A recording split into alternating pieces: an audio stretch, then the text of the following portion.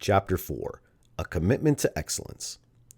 So far, I've been saying that the best way to bring out the best in people is to treat them in a positive, encouraging manner, capitalize on their gifts, and begin with their present needs and desires.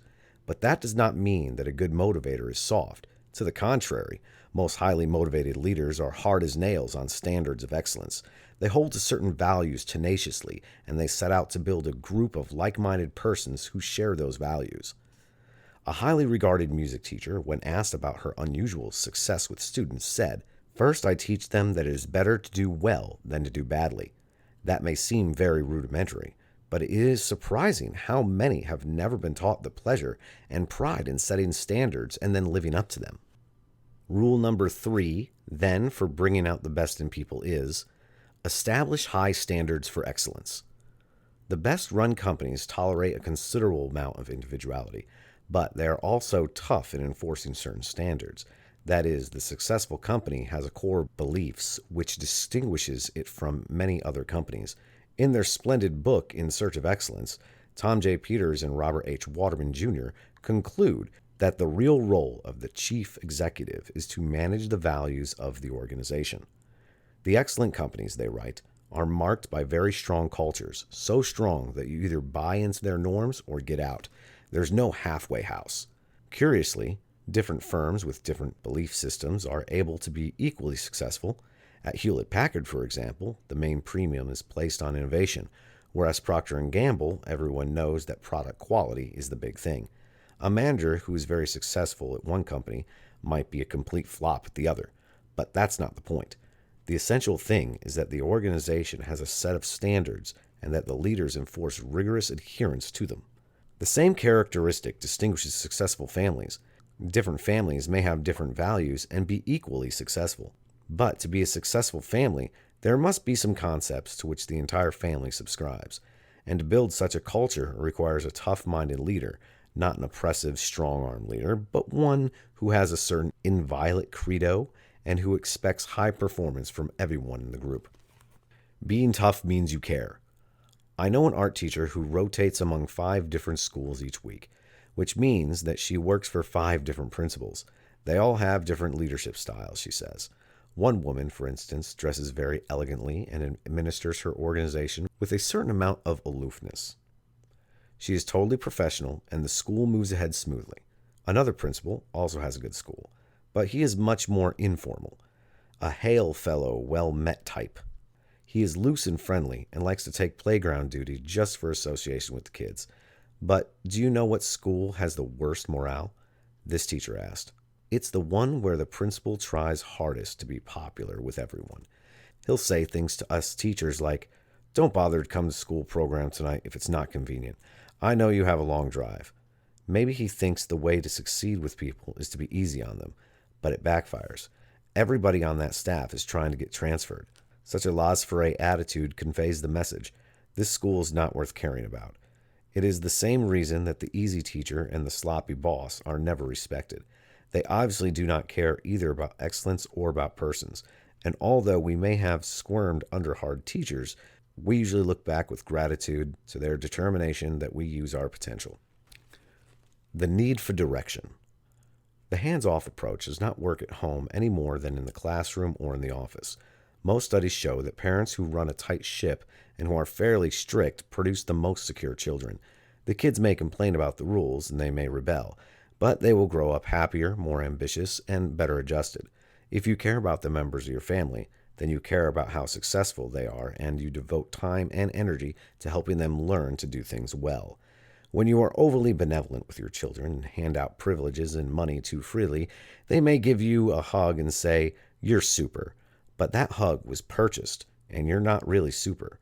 You will feel a lot better about the hug you get when your kid is 25 and just got a promotion and comes to you and says, "Thanks for teaching me how to work." Students like to be pushed, says Bill Hong, superintendent of schools for the state of California. Kids respect courage. They say, "If you don't make me do it, you don't care about me." They squirm, then they do it. For all our talk about the advantages of non-directive leadership, people need to be steered. Mr. Robert S. Hughes, the chairman of the board of the Robert S. Hughes Company, said to me recently, The older I get, the more I realize that our employees need more direction than we once thought. In my counseling practice, I am now seeing lots of patients in their 20s who are wishing that their parents had given them stronger leadership. A woman said to me not long ago, "I'm sorry mom and dad didn't give me more guidance. There are things I really need to know to function well out in the adult world, and my folks could have taught me those things. I was probably a know-it-all and didn't act as if I needed any guidance, but I did." Leadership methods seem to vary greatly, but one constant among successful motivators is a dogged devotion to superior work. They are never namby-pamsies who are easily swayed with the winds of fashion. To be a leader, you have to have some fire in your belly. When Mario Cuomo was in law school, teachers told him to change his vowel-laden last name if he wanted to get ahead in life. But Cuomo refused, for he was fiercely proud of his Italian heritage. When he ran for governor in New York in 1982, his opponent, Louis Lerman, spent $13.9 million, $9.6 million from his own personal fortune, compared to Cuomo's $4.8 million. At times, Cuomo was convinced that he would lose. Writing in his diary, one night late in the campaign, he was tired and depressed.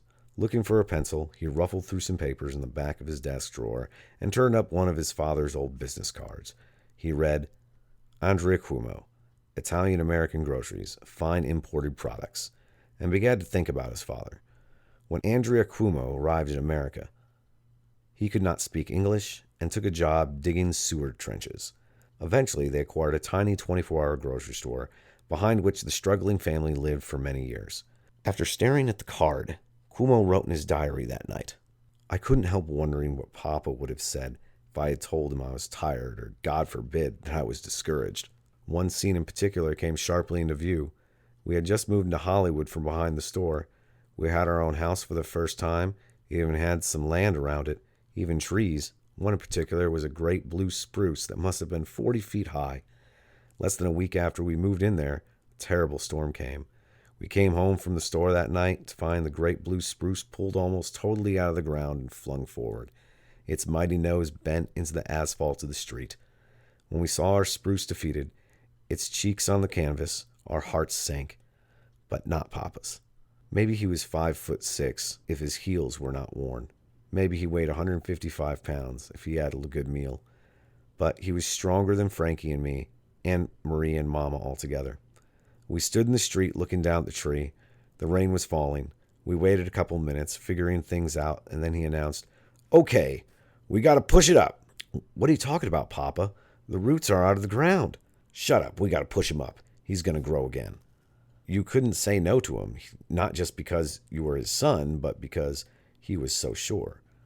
So we followed him into the house, and we got some rope, and there was tied up the rope around the tip of the tree and lay in the asphalt. And he stood up by the house with me pulling on top of the rope and Frankie in the street in the rain helping to push up the great blue spruce. In no time at all, we had it standing upright again.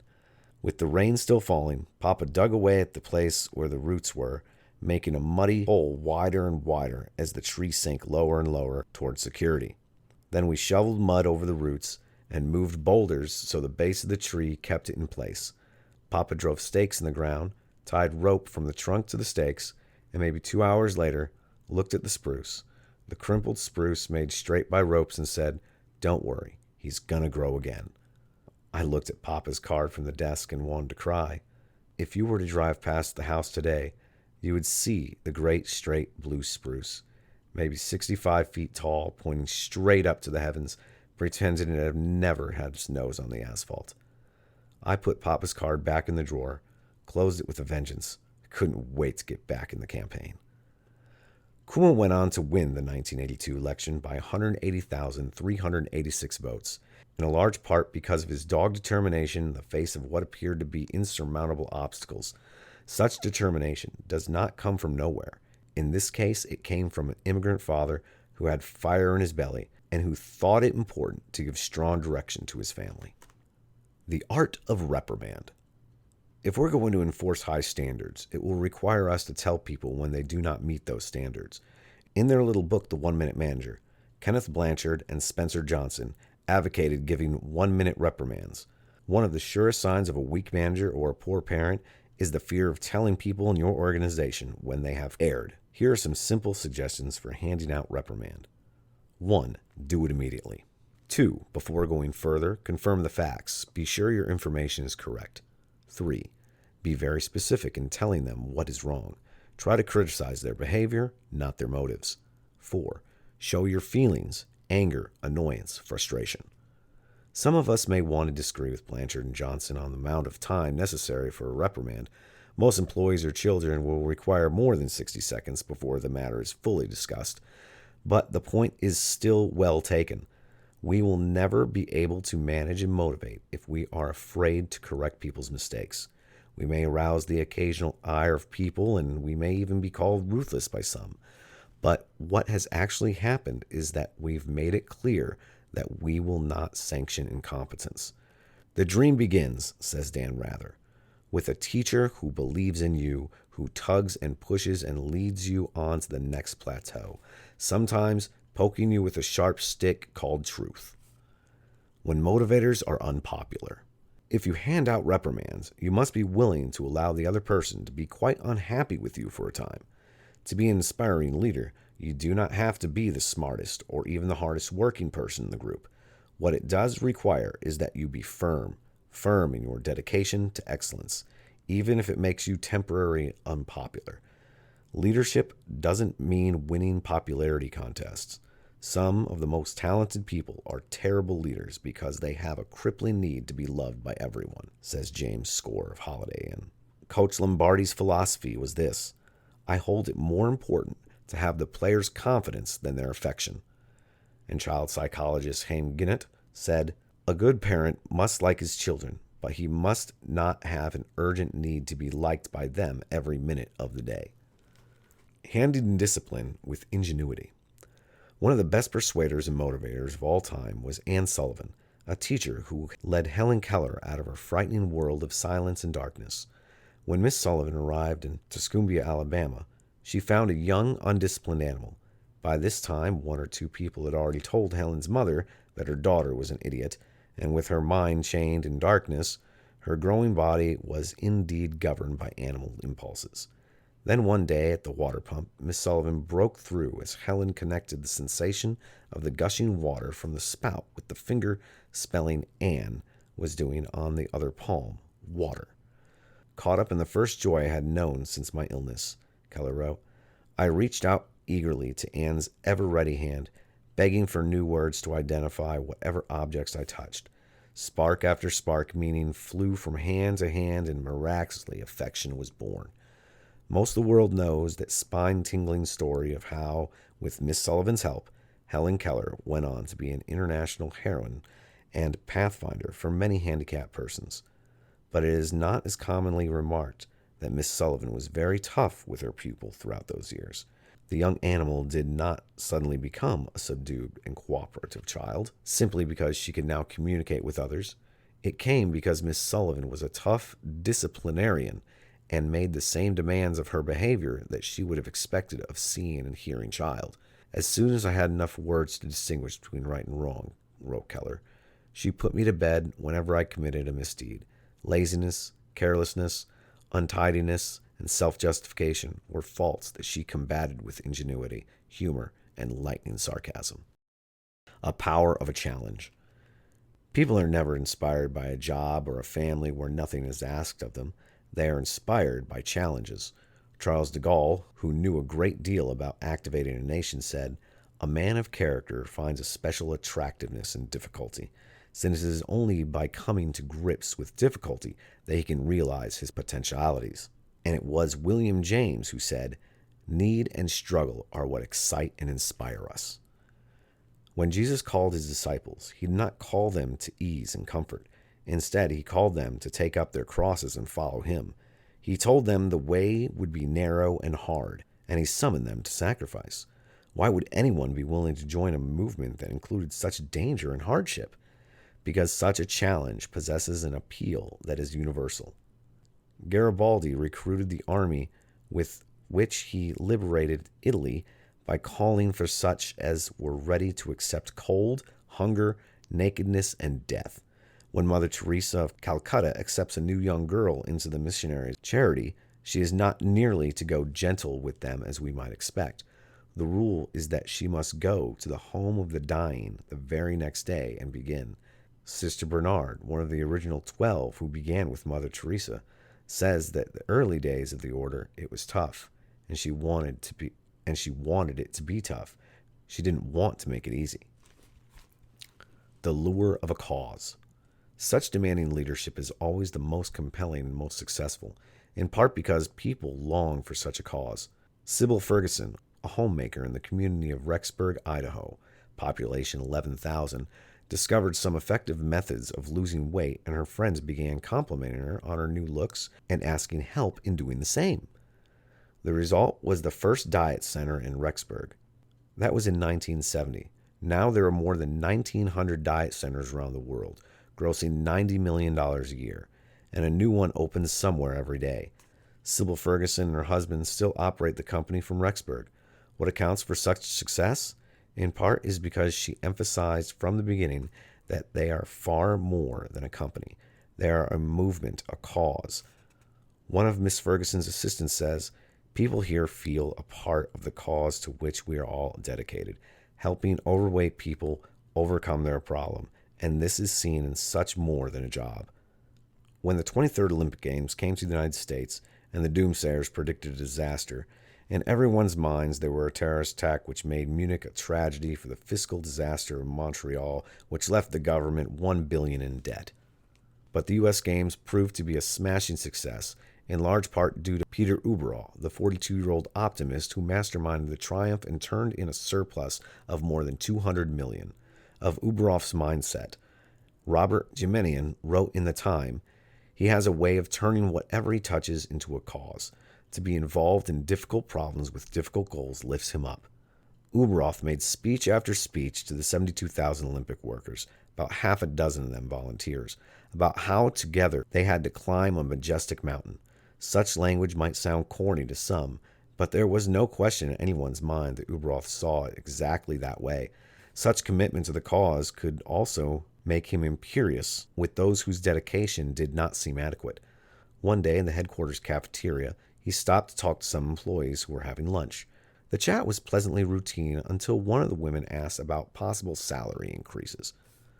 Uberall, the unsalaried volunteer, turned cold and snapped, "You shouldn't be working here if you don't understand what we're trying to do." There is no substitute for the motivating power of a great cause.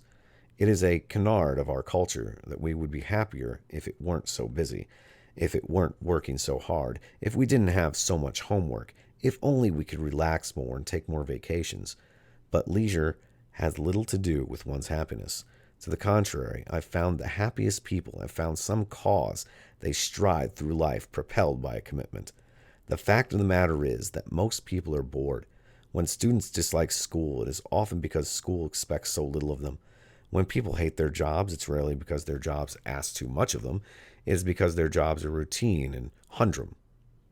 So if a leader appears on the horizon who has high standards for performance and who will offer them a challenge and a cause, they will be more likely to follow. Realistic expectations.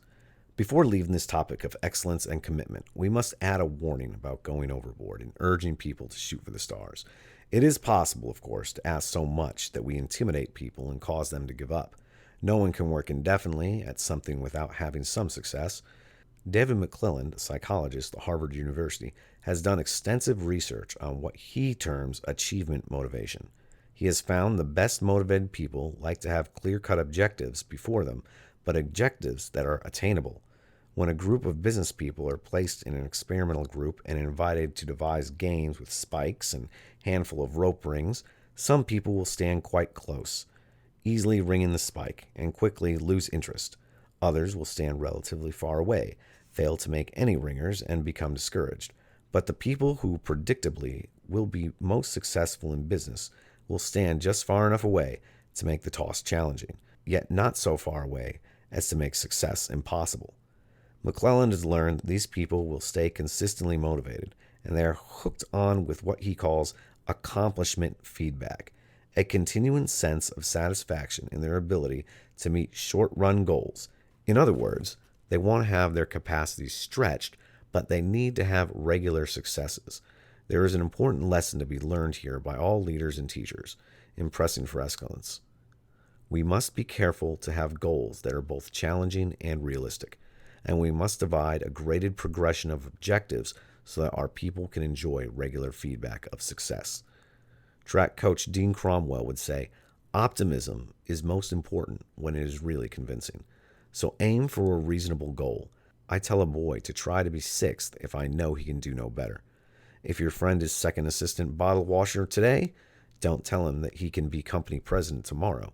If he doesn't believe you, it will do no good. Get him working frivolously to become top bottle washer. If your son got a D on the last history test, tell him you're going to bet he'll get a C on the next one. In the following chapter, I will make some suggestions on how to cope with outright failure in the people you lead.